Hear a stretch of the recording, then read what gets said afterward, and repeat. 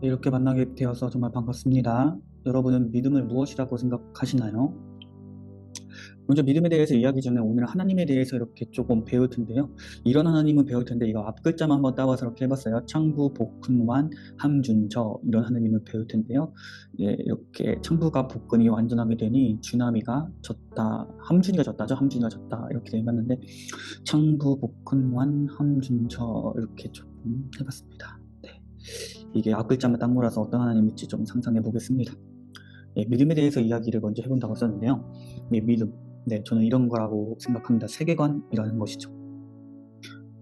타노스와 이제 아이언맨, 그러니까 어벤져스 팀들이 싸우죠. 이 타노스는 지구가 지금 위기에 처한 것은 인간들이 많기 때문이다 해가지고 인구의 절반을 죽이려는 세계관을 가지고 있죠. 반면 이 타노스가 아닌 아이언맨은 자신이 믿는 기술로 이제 타노스와 싸우게 됩니다. 이 아이언맨 전편을 보면 자신이 만든 기계로 인해서 자신이 공격당하는 모습 또한 볼 수 있습니다. 이것은 둘 다 인간의 자만적인 생각, 자신의 생각에 의해서라고 생각할 수도 있습니다. 우리가 성경을 보면요, 이렇게 인간적인 사고, 인간적인 선입관을 가지고 볼 때가 간혹 있는 것 같습니다. 자신의 처한 상황에 맞춰서요. 그렇게 성경을 보는 것이 아니라, 그렇게 믿음을 가진 것이 아니라 오직 하나님 한 분만을 바라보면서 믿음이 형성되는 하나님 안에서 세계관이 형성해 나가는 그런 시간 되길 원합니다. 창부라고 되어 있는데 창은 바로 천지를 창조하신 하나님입니다. 몇 개의 단어로 구성되어 있을까요? 태초, 그리고 하나님, 천지, 창조 이렇게 되어 있는데요. 네, 태초는 시간적인 의미입니다. 태초라는 것은 언제일까요? 몇백만 년 전, 몇천만 년 전, 몇억 년 전? 네, 있는데 과학자들은 아직도 모른다는 것이 답변입니다. 그럼 하나님은 무엇일까요? 이 땅에 오신 예수 그리스도를 그리스도마저도 하나님의 뜻을 알기 위해 겸손하게 무릎 꿇었습니다. 그러니까 우리는 하나님을 알아야 되는 그런 존재로서 무릎을 꿇어야 된다라는 의미이죠. 천지라는 건 또 무엇입니까? 200억 광년 거리의 별을 관측한 것으로 알려져 있는데 1초에 30만 킬로미터의 빛이 200억 년 동안 계속 달리는 거리에 있는 것이 하늘이고 우주고 라고 이야기합니다. 우리는 그 끝도 알 수 없습니다. 우리 서울 하나도 어디서부터 어디까지 잘 관측이 안 되는 것처럼 말입니다. 첫 번째, 하나님은 창조주 하나님이시다. 태초에 하나님이 천지를 창조하시느니라. 창세기 1장 1절. 만약에 하나님께서 세상을 창조하시고 나를 창조하셨다는 사실을 내가 믿지 못한다면 나는 우연히 태어난 존재. 그런 사람은 자기 자신이 자기 생의 주인이 되는 겁니다. 그런데 과연 우리 인간에게 자기 인생의 주인이 될 만한 능력이 있는가? 없다는 데 문제가 있는 것이죠. 오래전에 한국에서 제일 유명한 모 종합병원에 엘리트 외과 의사가 있었습니다. 암 수술을 잘하기로 소문났던 분이죠. 이 젊은 의사가 하루는 건강검진을 받았습니다. 목에 암덩어리가 있습니다. 그런데 동료 의사들이 이분을 개복했다가 그냥 닫았습니다. 손을 쓸 수가 없었습니다. 그리고 얼마 있지 않다가 그분은 세상을 떠났습니다. 남의 병을 고쳐준다고 매일 집도를 했는데 자기 속에 암덩어리가 퍼지고 자기가 죽어가는 것은 전혀 몰랐습니다. 이것이 인간의 실상이거든요. 하나님이 나의 창조주시라는 사실을 내가 인정하지 않으면 이런 인간이 자기 인생의 주인이 되어서 살아가니 한밤중을 걷는 것처럼 그 인생은 오리무중일 수밖에 없는 겁니다. 더군다나 하나님께서 나의 창조주시라는 사실을 내가 믿지 않는다면 결국 나는 어떤 존재예요? 나는 원숭이 자식이에요. 결국은 나는 원숭이 후예입니다 라는 것을 고백하며 사는 것을 의미합니다. 결국 하나님께서 창조주시라는 것을 인정하지 않으면 인간은 동물적 본능으로 살아가는 존재에 지나지 않습니다. 네, 이렇게 보면 하나님의 생각대로 사는 것, 즉 하나님의 인생 사용 설명서가 이 성경책이라고 할 수 있습니다. 우리는 이것을 통해 하나님께서 천지를 창조하신 마음을 얻게 하기 위한 것이 성경이다 라고 말할 수 있습니다. 네, 우리가 창부라고 했는데요. 부 뭘까요? 네, 부성과 모성을 함께 가신 하나님입니다. 하나님이 자기 형상 곧 하나님의 형상대로 사람을 창조하시되 남자와 여자를 창조하시고 라는 창세기 1장 27절에 나와 있습니다. 하나님의 형상이라는 것은 하나님이 어떻게 생겼을까요? 어떤 학자들은 우리 인간과 똑같이 생겼을 것이다 라고 이야기하고요. 이 형상이란 걸 또 마음밭이다 라고 이야기하고 있습니다. 이런 것을 볼 때 선악설, 선성설, 이 중에 선성설을 이야기하는 사람들도 있습니다. 여러분의 생각은 어떠하신지? 네, 이렇게 하나님께서는 부성과 모성을 함께 가지신 하나님이십니다. 먼저 부성을 가지신 하나님을 보겠습니다. 이스라엘 역사를 보게 되면 정복 전쟁이 상당히 많이 일어나게 됩니다. 하나님께서는 이 이스라엘 백성 외에 타 지역에 있는 타 민족을 마치 없애시는 것 같습니다. 하나님의 말씀을 듣지 않는 그런 민족을 벌하시는 것처럼 보이십니다. 하나님께서는 이렇게 법을 지키시는 그러한 분인 것처럼 보입니다. 하지만 이런 부분만 가지고 계실까요? 우리 하나이가 정말 사랑하는 아버지를 위해서 최선을 다해서 인형을 만들었어요. 아버지 모습이 보여요. 그래서 이 아이가 자기가 만든 인형을 들고 아파하고 뛰어가다가 그냥 넘어져 버렸어요. 그 인형이 그냥 박살이 난 겁니다. 얼마나 속상하겠습니까? 그랬더니 아버지가 뭐라 그러신지 아셔요? 야, 괜찮다. 내가 받은 걸로 할게. 아버지는 괜찮은데 이 아이는 전혀 안 괜찮은 거예요. 아버지의 그 말이 위로가 안 되는 겁니다. 그런데 그 옆에 있던 엄마가, 야, 너 정말 속상하겠다. 엄마라도 이런 경우에는 지금 울 거야. 그리고 꼭 안아줍니다. 그리고 엄마가 말하기를, 얘야, 우리 이렇게 한번 해보면 어떻겠냐. 여기 이 깨어진 조각들을 우리 다 줍자. 그리고 이 조각들을 우리 집에 가지고 가서 아빠를 위해서 다시 한번 시작해보자. 엄마의 그 말이 위로가 돼요. 그래서 아이가 그것을 주워서 엄마와 함께 집에 가서 다시 시작하는 것입니다. 우리 하나님께는 부성적 사랑뿐만 아니라 모성적 사랑이 함께 있으시기 때문에 내가 실패했을 때, 내가 아플 때, 내가 울 때 그분은 나와 더불어 울어주시면서 야, 우리 다시 시작해보자. 격려하시는 것입니다.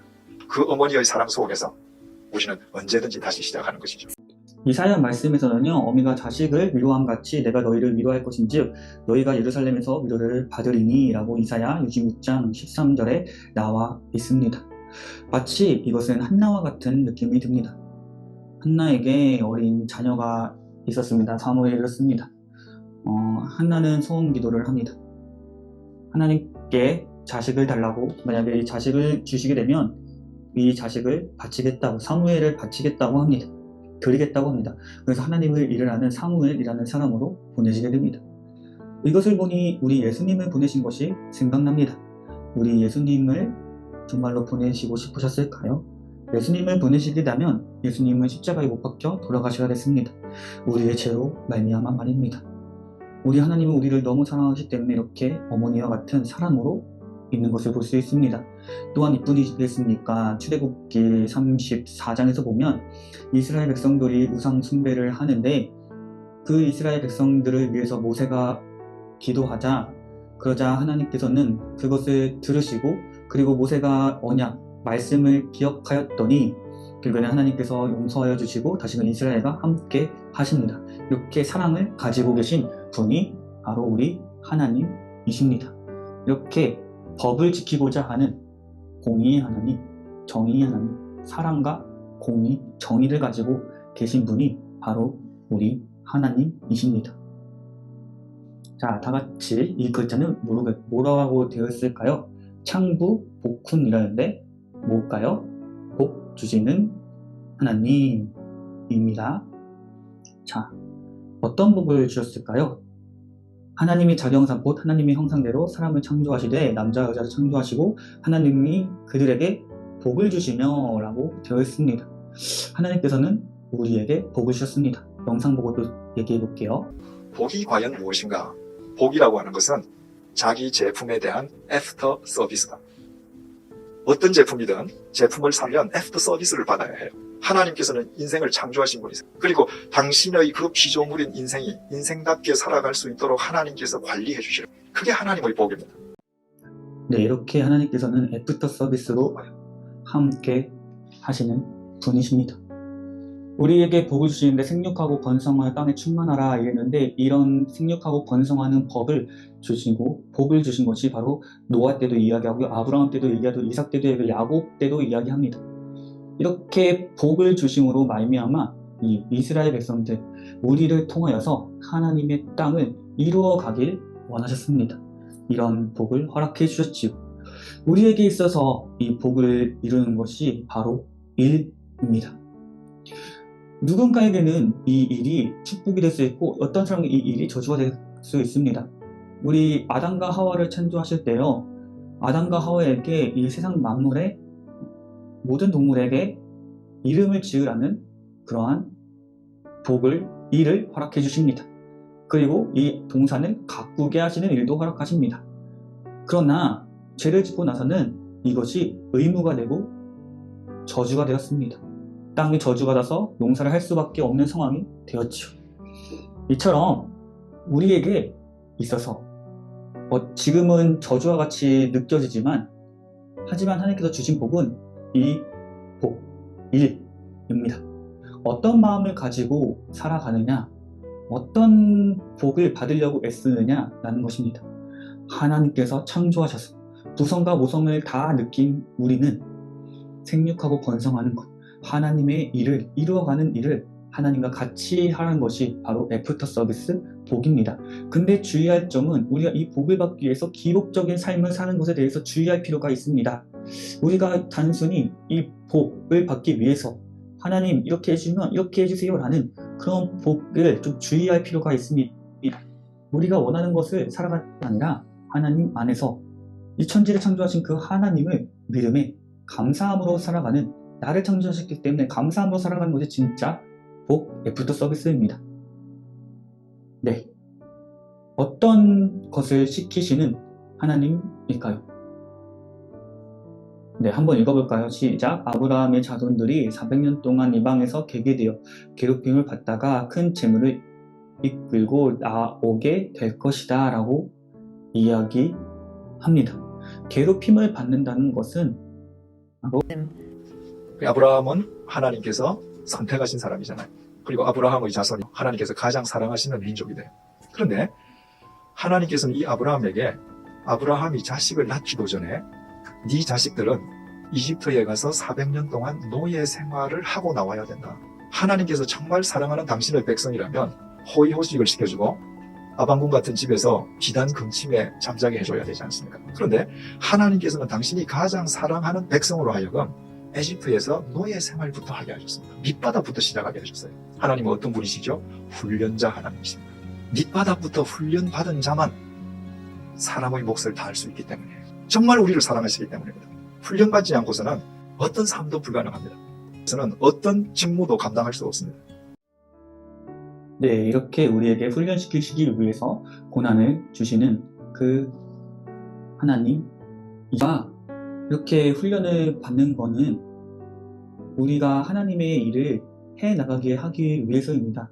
이스라엘 백성들이 나그네로 살아가고, 그리고 출애굽 과정에서 불기둥과 구름기둥으로 인도함을 받으면서, 성경에서는 그 광야를 광야학교, 교회라고 합니다. 하나님의 말씀만 의존했을 때, 하나님께서 하시고자 하랄 때 가고, 하나님께서 하지 말라고 하실 때 멈추는 그 훈련을 계속적으로 시키시는 것이 바로 우리 하나님이십니다. 우리가 때때로 이런 훈련 과정 속에 있을 때 너무나 힘듭니다 라고 고백할 수 있지만, 우리를 통해서 같이 일하시기 원하시는 그 하나님의 마음을 깨달으며 같이 훈련받는 저와 여러분 되길 바랍니다. 자, 창부 복훈 완 함준처라고 준함저에도 되어 있는데, 이거는 그러면 순했고 완이겠죠? 완땡하신 하나님이겠죠? 그럼 뭐 할까요? 완전하신 하나님입니다. 아브라함이 99세 때 여호와께서 아브라함에게 나타나서 그에게 이르시되 나는 전능한 하나님이라, 너는 내 앞에서 행하여 완전하라 라고 말씀하십니다. 하나님께서는요, 아브라함에게 복을 주신다고, 네가 이 땅을 떠나라고 약속하셨습니다. 그럴 때 많은 자손을 주겠다고 이야기하셨는데, 그때가 85세였는데 무려 10몇 년이 흐른 99세입니다. 그러나 아브라함은 아직까지도 자녀를 출산하지 못했습니다. 그렇지만 하나님께서는 전능한 하나님이라고 이야기하십니다. 여러분 같으면 전능한 하나님을 믿겠습니까? 아브라함은 믿었습니다. 우리 또한 이 완전하신 하나님, 우리가 보이지 않지만 그 보이지 않는 것을 믿음으로 오히려 완전하신 하나님이라시는 것을 보는 저와 여러분이 되기 바랍니다. 네, 함은 뭐일까요? 네, 준이죠. 준은 뭘까요? 준비하시는 하나님, 내가 너와 내가 어디로 가든지 너를 지키며 함준절입니다. 함께 하시는 하나님입니다. 함께 하심으로 말미암아 우리가 살아가고 있다는 거죠. 내가 너와 함께 있어 내가 어디로 가는지 너를 지키며 너를 이끌어 이 땅으로 돌아오게 할지라. 내가 내게 허락한 모든 것을 다 이루기까지 너를 떠나지 아니하리라 라고 되어 있습니다. 하나님께서는 우리와 함께 계시기 위해 이 땅에 오셨습니다. 이 땅에 예수님을 보내주셨습니다. 예수님의 다른 이름은 임마누엘 하나님이시다 라고 되어 있습니다. 임마누엘은 지금 우리와 함께 하시는 하나님이라는 뜻입니다. 우리가 예수님과 함께하는 것, 하나님과 함께하는 것은 우리가 때로는 잘 느껴지지 않지만 자연 만물을 통해서도 느껴지게 됩니다. 우리에게 계속 숨 쉴 수 있는 이 공기를 허락해 주시고 태양으로 또 자연 영하여서 우리가 하루하루 살아가게 됩니다. 이 함께 하시는 하나님은 우리를 창조하셨기 때문에 또 우리의 모든 것을 아시는 분이십니다. 우리가 이 함께 하시는 하나님의 믿음으로 말미암아 우리가 그 함께 하시는 하나님께 우리의 마음을 이야기함으로 말미암아 우리가 날마다 새로워지길 바랍니다. 네, 준비하시는 하나님입니다.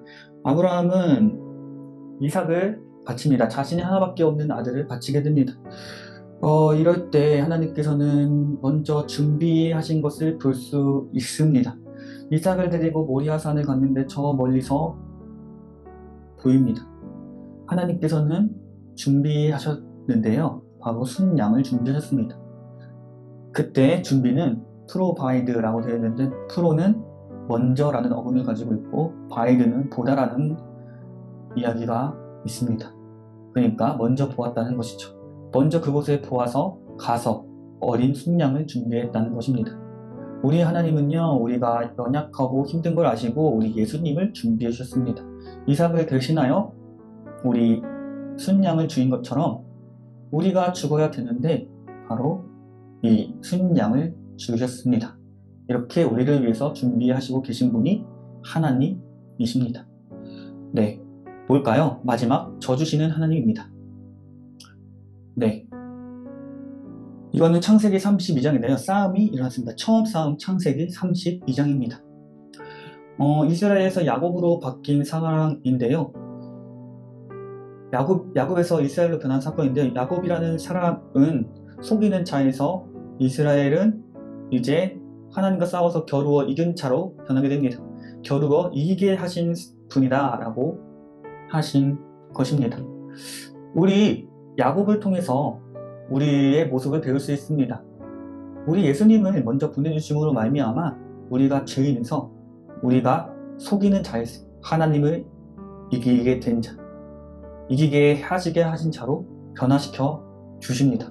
이것이 하나님의 역사입니다. 우리에게 기회를 주시기 위해서 우리에게 능력을 더하여 주신 분이 우리 하나님이십니다.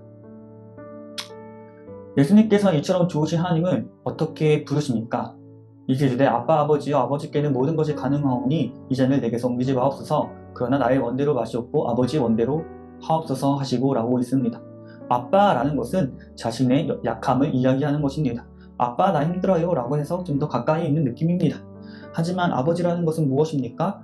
좀 더 권위적인 것이죠. 그 권위에 순종한다는 의미입니다. 자신의 뜻을 내려놓는 것과 자신의 마음을 토로하는 것, 이것이 바로 우리가 예수님을 통해 하나님께서 하나님을 부르시는 그 태도를 통해서 우리는 알 수 있습니다. 우리 또한 아빠 아버지를 기억하면서 예수님과 같이 자신의 약함을 이야기하고 더 나아가 아버지의 말씀을 순종하는 데까지 이르는 우리가 되길 소원합니다. 이 하나님께서는 나에게 무엇이라고 말씀하고 계십니까?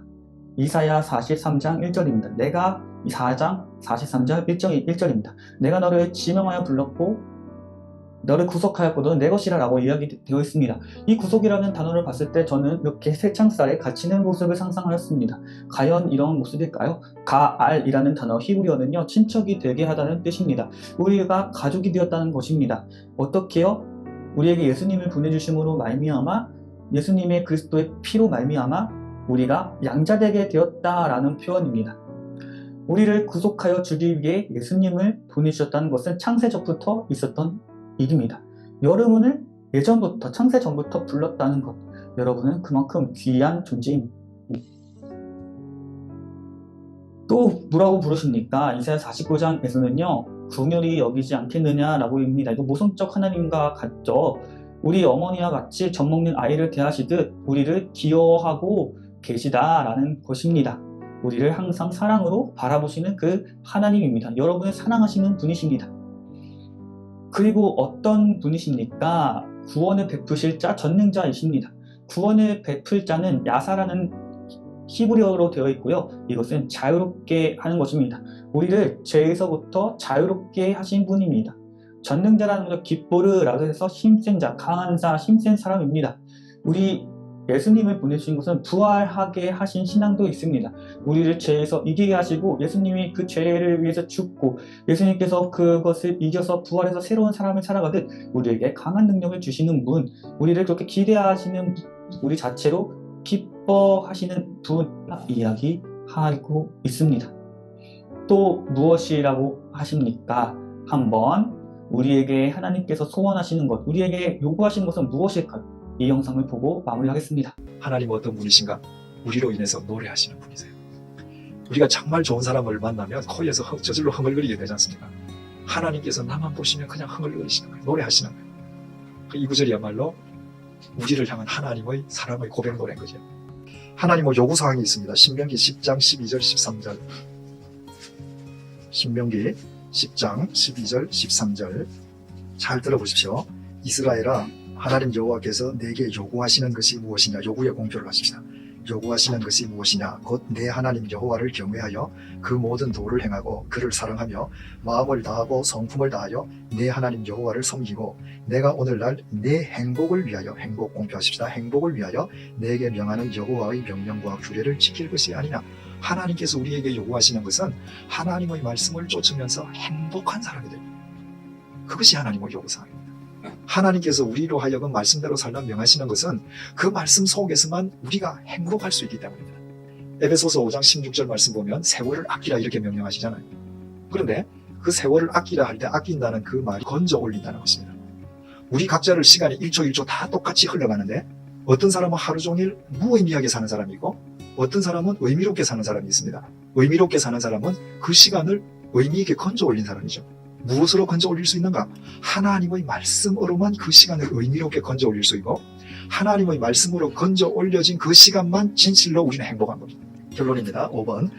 우리는 하나님의 소원과 요구조차도 우리를 위한 하나님의 사랑이심을 깨달았습니다. 이 좋으신 하나님을 외면한 채 멸망해가는 인간은 참으로 어리석기 짝이 없습니다. 당신은 이 공부를 하는 동안 창조주 하나님의 말할 수 없이 큰 사랑과 능력을 체험했을 것입니다. 자, 우리에게 요구하시는 것은 무엇입니까? 네, 하나님 뜻대로 하나님 명령대로 살아가는 것이 진짜 행복이라는 것입니다. 하나님께서 우리를 천지를 창조하실 때 말씀으로 창조되었습니다. 하나님 말씀 없으면 아무것도 되지 않습니다. 이 말씀으로만 사는 것이 바로 행복입니다.